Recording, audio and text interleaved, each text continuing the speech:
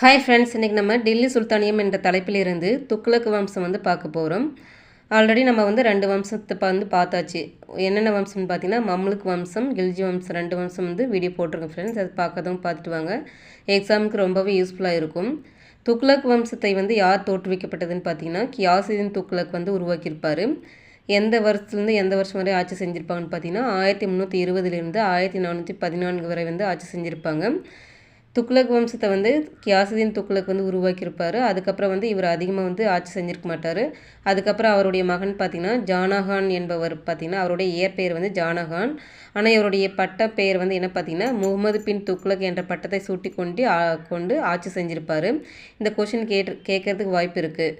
முகமது பின் துக்ளக் உடைய இயற்பெயர் என்னன்னு கேட்கறதுக்கு வாய்ப்பு இருக்குது. அவருடைய இயற்பெயர் பார்த்திங்கன்னா ஜானகான் என்பது அவருடைய இயற்பெயர். அவர் என்ன பண்ணியிருப்பாருன்னு பார்த்தீங்கன்னா டெல்லியிலிருந்து தலைநகரை தௌலதாபாத்